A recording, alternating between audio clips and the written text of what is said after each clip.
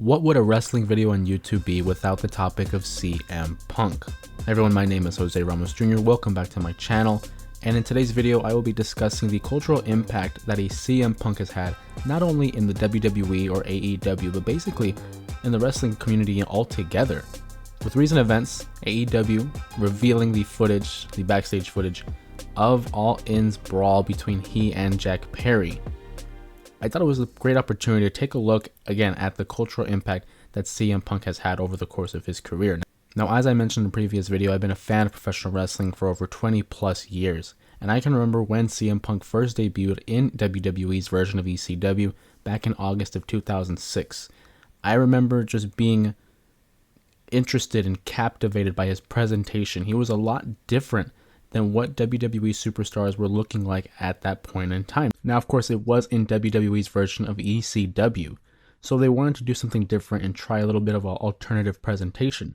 But seeing his presentation, in terms of the tattoos, in terms of the theme music, which, funny enough, This Fire Burns was his theme song running from 2006 to 2011, that theme song was the very same song that they would use for the pay-per-view event Judgment Day 2006, which my family and I were able to attend. So right off the bat, I was able to connect on two different levels. One, tattoos have always been a part of my family. We've always really liked the look of ink, as well as the theme song in itself. He looked different, he presented himself differently, and you kind of got the sense that he wasn't like everybody else. CM Punk would then go on to have an amazing run with 2 Money in the Bank reigns, a World Championship reign that wasn't really the best, but ultimately it would be in 2011 that CM Punk would really reach his climax, reach his peak, if you will, with his feud with John Cena at the Money in the Bank pay-per-view event again in 2011. CM Punk always kind of presented himself as someone who, not in a way was, antagonistic, but he was always willing to push the barrier. He was always willing to push the envelope and kind of fight for what he believed in. He would tell you how it is. And over the course of years, that would get him in a lot of hot water with other members of the roster, especially up with upper management, where he believed so strongly in his beliefs, he was willing to walk out of a company for 10 years. We wouldn't see CM Punk in a wrestling ring for nearly, 7 years before he debuts in AEW. And in those 7 years that he wasn't in a WWE ring or just in a ring in general, his name was chanted by fans across the globe. No matter what happened, if something happened that the fans weren't in line with or they weren't a fan of, the immediate reaction were CM Punk chants, because he became a symbol for what it meant to go against the grain, to go against the status quo, and to voice our opinions about things we didn't enjoy, things we didn't want in the product. So when he returns in 2021 at the first dance for AEW, it was a big deal, because this is a guy we did not think would ever be back in a wrestling ring. So to see his run with AEW start off the way it did, when he had a pay-per-view feud with a Darby Allin in Chicago, no less, and then follow that with the Eddie Kingston matchup. And ultimately, everyone remembers probably the best feud in AEW history, MJF and CM Punk, which blurred the lines between reality and fiction.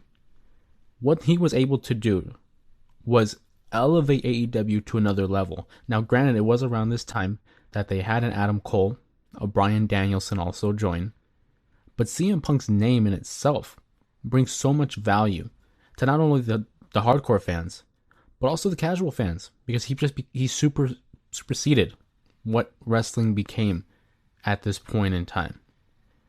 CM Punk immediately brings eyes and ears to a product, good or bad. But regardless of whether it's good or bad, people have said any publicity is good publicity.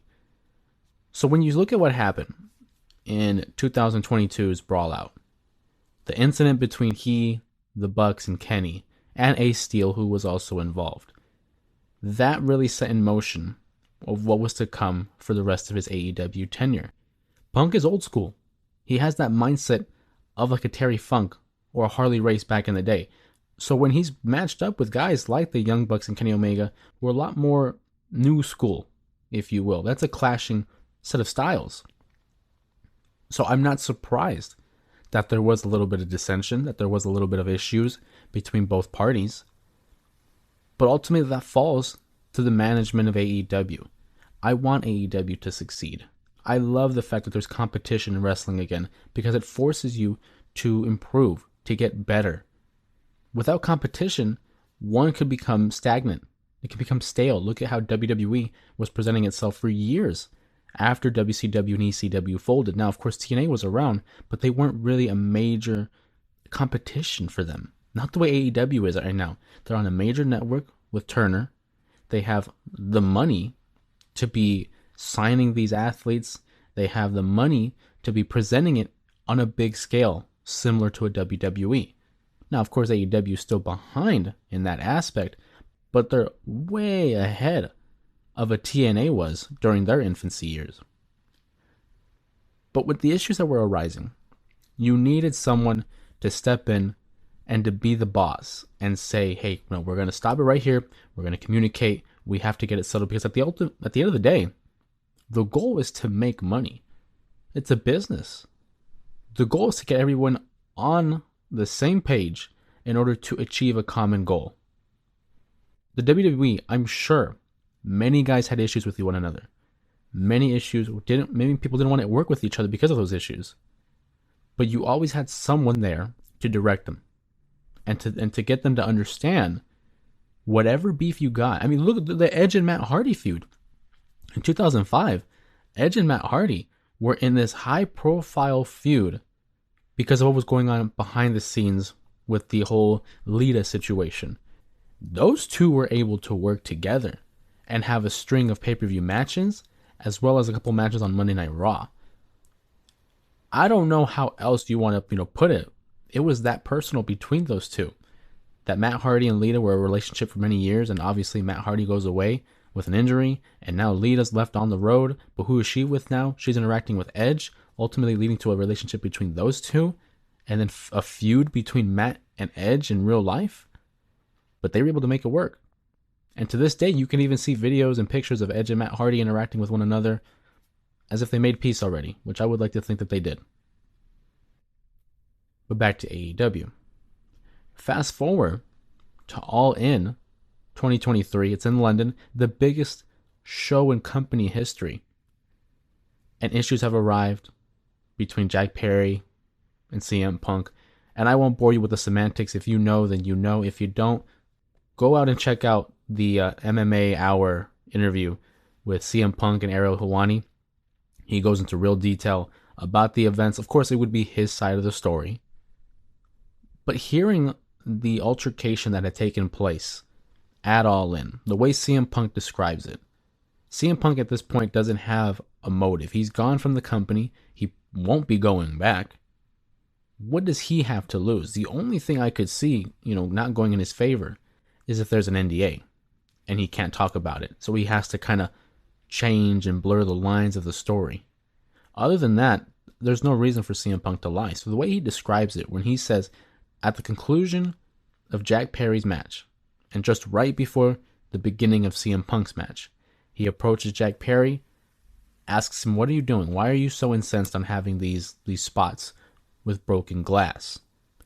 Him and Jack exchange a few words. Perry says something along the lines, well, if you don't like it, do something about it. And of course, I'm not being verbatim with these words. I'm paraphrasing all the things that he had said.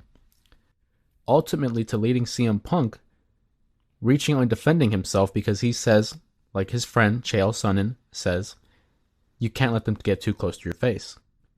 So Punk basically shoves Jack Perry, which leads him, CM Punk, to putting Jack Perry in a guillotine hold. He says it was very brief. He says, I didn't punch anybody. I just choked out somebody a little bit. And this is all before WrestleMania. This is the most important time of the year for wrestling fans, for wrestling companies. It is their opportunity to gain new viewership, to bring in more fans to watch the product. And of course, Tony Khan and AEW feel a certain type of way for him bringing that up. But when you see CM Punk in an interview like that, you're going to expect questions regarding those incidents. And especially with CM Punk being so outspoken, all bets are off, right? So what do? A couple days later on AEW Dynamite, they have Edge come out in an opening promo, kind of promoting positivity and the love of professional wrestling and how we have to leave all this negativity in the end. We got to move into the positives, and we have to focus on why we love professional wrestling. Now, I won't lie to you, it's a little interesting choice. That being because Edge was with the WWE for almost 30 years. So we're thinking, okay, nip it in the bud, let's move on. Then on the night of WrestleMania 1, they advertise that on the following Dynamite, which would have been this Dynamite this past week, they're going to air the actual footage of Jack Perry and CM Punk's altercation at All In. I myself, like any other fan, was like, why? What's the point? It's already done. Jack Perry hasn't been in AEW since then. CM Punk is no longer with the company. Who's going to benefit from this? Then there was a report saying that the goal was to embarrass CM Punk. I don't know if that's the right motive you want to go into when you're trying to sell a pay-per-view or when you're trying to bring in more fans and more viewership. But ultimately, that's what they said was the goal. So they have the Young Bucks, who right now in character are still the EVPs and are running around as heels, these egotistical heels. And they use this footage as a way to promote their match against FTR at the upcoming AEW Dynasty pay-per-view. An interesting choice, but I don't feel like you needed this footage as a way to push that feud. Being that they're friends with CM Punk in real life, I understand that aspect, but why would you want to resurface such a dark moment in the company's history? So ultimately they air the footage, which would be hard to find now because they took it down, and we'll get to that in a moment. They air the footage, and it's literally what CM Punk described. He approaches Jack Perry, they exchange some words, then he puts his hands on him, they break it up, real quick altercation, not even 90 seconds. And many fans, again, myself included, are left with, okay, so we've learned a few things. One, CM Punk was telling the truth. Or at least a version of it, because we didn't get the words, we don't know what they were saying. But what Punk described was more or less what was in line with the video. We also learned two, they really just put Jack Perry out like that to dry. Having presented the guy that's still with your company in that manner, for what? For what? And I look at it and I'm thinking, okay, who benefited the most from this? Because if you're trying to, because now they're saying there was to promote AEW Dynasty and to gain new viewership and new fans. Essentially, though, how does this promote that pay-per-view?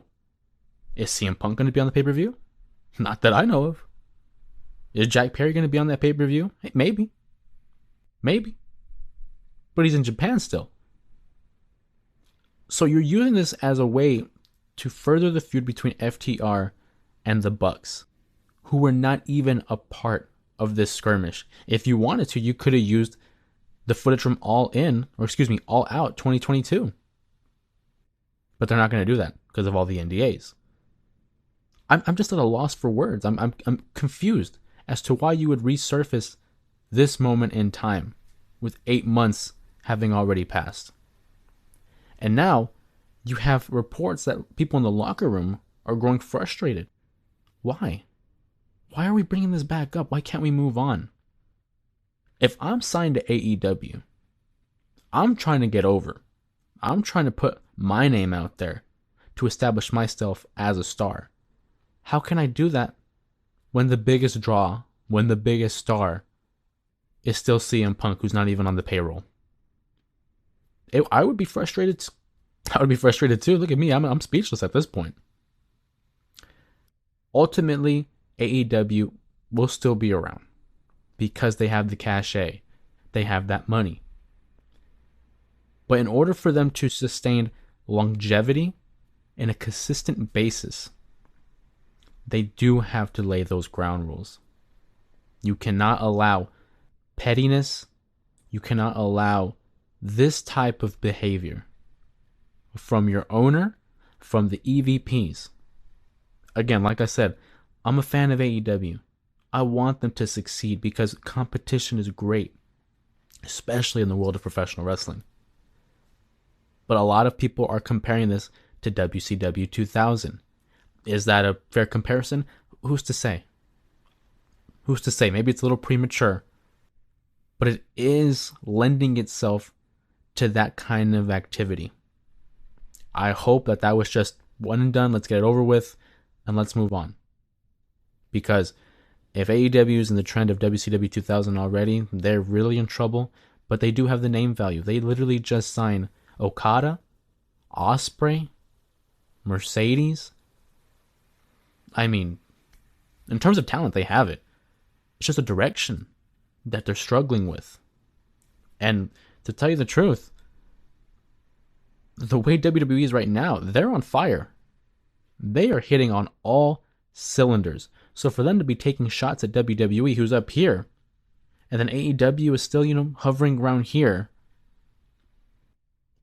I don't really know if that's the best strategy for AEW at this moment in time. And then you have the comments from fans saying, this is what Tony Khan claimed he was in fear of his safety and fear of his life for. Obviously, I wasn't in the room. I wasn't at the altercation. I can't speak on that. But now you're opening the doors for fans, and especially people on the internet who control you all day long. You're opening the doors for them to say something and to poke fun and, again, troll essentially the situation, which never helps at all. But again, I look at it in the sense of, what was the point? You might pop a rating for that episode, but how about long term? How are you going to bring people back more? Because if you even look at the footage online, a lot of people were reposting this video, and immediately we were getting copy struck. We were getting, the video removed. All of it, as if they wanted to get rid of it because they saw the negative reaction. And if you were in the arena, you would know that they were chanting CM Punk not only during the footage that was being aired, but they were cheering CM Punk when the Bucks were in the ring. So it's like, congratulations, you got CM Punk over, as if he needed to be over even more. I understand the Young Bucks are heels. I totally get that, and that's the only way you can justify what they did on television. They're heels, they're bad guys, that's what they do, right? But instead of getting FTR over, you have people chanting for CM Punk. It's counterproductive. It baffles me. It really baffles me. So I'm curious to see how they move forward, not only with the AEW Dynasty pay-per-view, but how they move forward in terms of the public reaction, as well as if WWE does anything in return. I doubt it. I highly doubt it because they're above it. The only way that I see WWE even referencing what occurred on Dynamite is Drew McIntyre. Whether it is on social media or on Monday Night Raw, Drew McIntyre is the only one that I could see say something, just because it's kind of been his gimmick, poking fun at CM Punk and having these inside jokes with the diehard fans. He's the only way I would think they would reference it. Aside from that, I don't see any need for them referencing it. Like I said, WWE is on fire.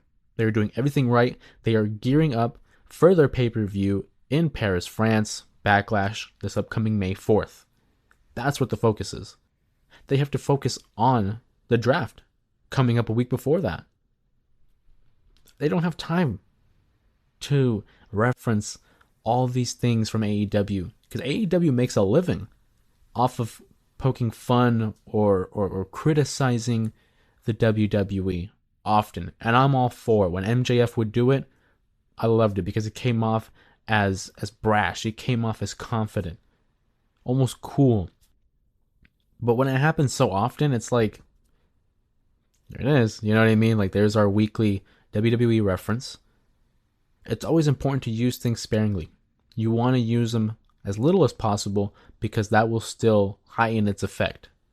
If you use it all the time, then there's really, if you use something special all the time, is it really special in the end? That's just my 2 cents.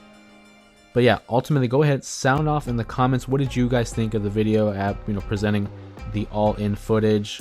How do you think it presents Jack Perry or CM Punk? Do you think AEW will learn from this experience? And do you think the WWE will reference it at all? Like I said, I don't think so unless it is Drew McIntyre, but I'm curious to see what you guys like to think in the comments below. With that being said, thank you guys for joining me in this video. My name is Jose Ramos Jr., and I'll see you in the next one.